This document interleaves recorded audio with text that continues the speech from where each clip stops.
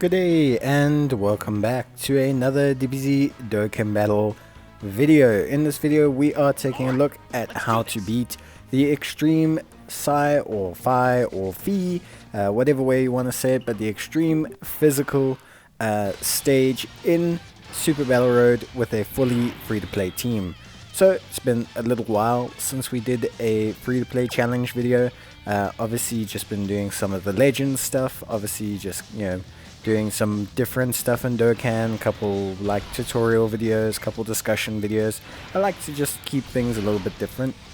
In this team build, we're going for a pretty interesting team build.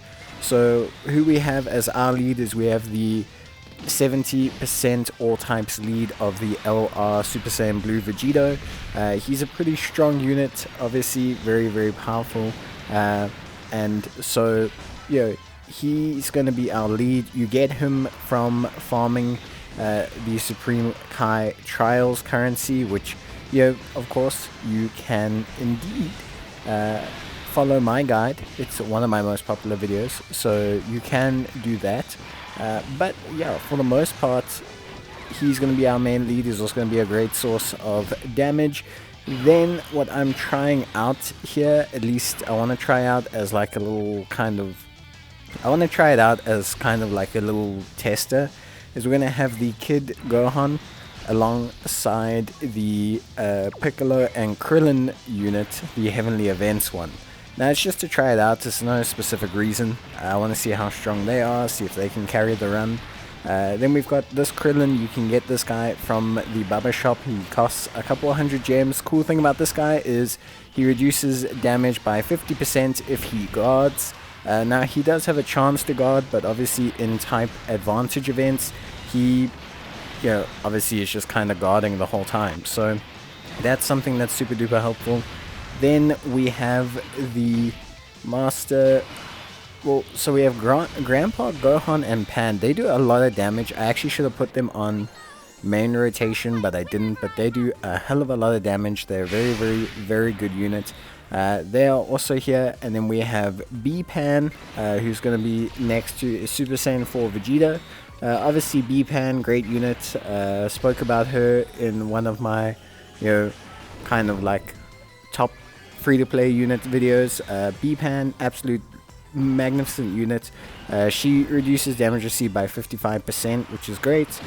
She's going to be guarding this whole stage. She heals us, she can stun. She's got an active skill which is going to make Vegeta super beefy and do a lot of damage.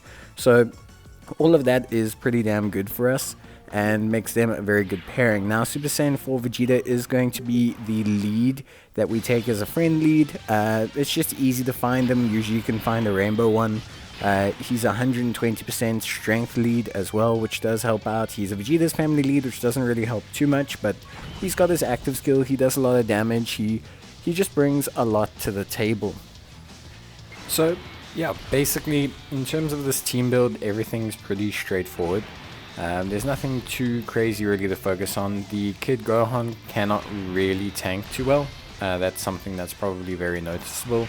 But beyond that, I don't think there's too much that you need to worry about. The team itself does run pretty well, although noticeably I would say that the Krillin and the Piccolo are not really worth prioritizing in a main rotation alongside Kid Gohan, and I think it's better off to just, kind of have maybe like, I would say maybe to rather have,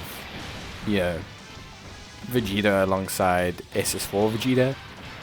Although I do think Pan does help with her healing and everything like that. Obviously she does help out quite a bit, but I think for the most part I would probably say definitely that I would rather have Master Roshi and Pan also probably linking up with B-Pan is also a very solid rotation. I would probably actually take Master Roshi and Pan and link them up with B-Pan, and then maybe have, for example, like, I think maybe then, for example, have Strength Vegito alongside Vegeta. I think that would be a pretty decent pairing, and I think those two rotations would probably get things done quite well. I think if you had to like focus on anything. So yeah, that's pretty decent. Like a setup. The Krillin, you just kind of float. He's just a decent tank to float around. He doesn't really do anything like super noticeable, I would say. He doesn't necessarily do, too much or anything like that. That I would say is like you have to have him, like, in terms of performance. Like, he's just there to not die, basically. And he can sometimes stun, which, yeah, is helpful, but I mean, isn't really like something too crazy. So for me, yeah, this team worked pretty well. There wasn't too much wrong with the team. The team did well, it managed quite well. I think if there was anything to improve on, I would say the Piccolo, the Kid Gohan really wasn't too great. I'd probably replace them with something like Strength Caulifla, someone that's pretty decent, someone that I think you could definitely consider replacing units with. Although she's obviously better with someone like Kale on the rotation, I don't think you need Kale for her to do necessarily well. So I think she's someone you could definitely utilize. I think that would be pretty decent overall. So for me, yeah, that would maybe be the one thing I would change personally. But like I said, it's not entirely necessary to do that change. Like, you don't have to do that to beat the stage. This team will work fine if you copy this exact team. The Kid Gohan, the Prime Metal one, I don't have him max SA, but he would also be pretty decent for this. He would be pretty solid overall. He'd be pretty good, doing a lot of work. He'd be really strong. He'd really help out stat-wise. And then he would definitely make the Piccolo and Krillin a much more attractive linking option. I just went with this Planet Namek Gohan because he's a little bit easier to get for new players specifically. Prime Battle units are notoriously heavy grinds, which I think, isn't a bad thing, but it isn't necessarily like a good thing, if that makes sense. Like, I think, overall, for players, like, definitely it can be a little bit of a struggle to get units like Prime Battle Gohan. So when you want to take on the stage, to use him is maybe not the best option. But that being said, he's definitely a great option and 100% would be better than the Gohan that's currently on the team. So yeah, overall, really, really, really, really good. And I personally, really enjoyed this team run. I think it worked really well and I was very, very happy overall with everything. If there was one thing specifically that I would change, possibly speaking, I would maybe change, would consider that change of Prime Battle Gohan. Definitely just switching Prime Battle Gohan and this Gohan would make things way better. The team would run way better overall and we'd have a much, much easier time. But the nice thing about this team is the rotations are very set. You don't have to change anything. B-Pan and SS4 Vegeta are going to do so much work. As an alternative lead, you could pick a lot of units. If you can find the SS4 Goku, that will also help you out a lot. So you can definitely have SS4 Goku. He's a very, very solid unit to pick up over other units. And he'll do a lot of damage for you. And he'll definitely help you out a lot. But he was a little bit harder to find. But he's a great lead. He also gives your team 10% more across the board. So whenever you can, try and pick those units. Right now, it is better than SS4 Vegeta at this current point in time. And he links the same with B-Pan and things like that. So, or with Strength Vegeta. So there's no real concern on that end. Very super solid units. And yeah, you should have a pretty solid time overall. I don't really see you having too many issues. So yeah, I would definitely suggest doing that. Obviously, ideally, we'd like to save our Dokkan attack for when we are facing multiple enemies, but we're not going to be able to do that. We're not going to be able to save it for the final stage, which is probably the only thing that didn't go exactly to plan here.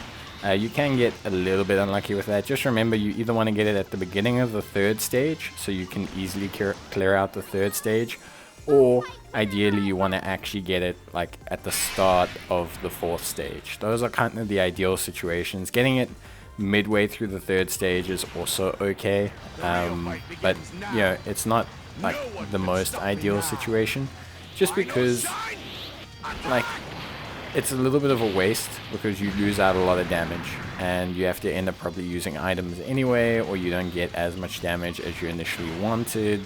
There's just a lot, you know, to be said about that situation. So yeah, but it's not like the end of the world to get the Dokkan attack, and if you do, just use it to heal up and you shouldn't really have too big an issue. So yeah, but like you'll be more than fine. Don't really panic too much about anything, and yeah, you'll be more than fine. So this team run, very smooth. I think there's, in terms of strength options, there are a couple other strength options which are pretty decent, that I think you could definitely pick up and utilize. So there is definitely that, and I think, you know, overall players can probably change this team build up, you know, quite a lot.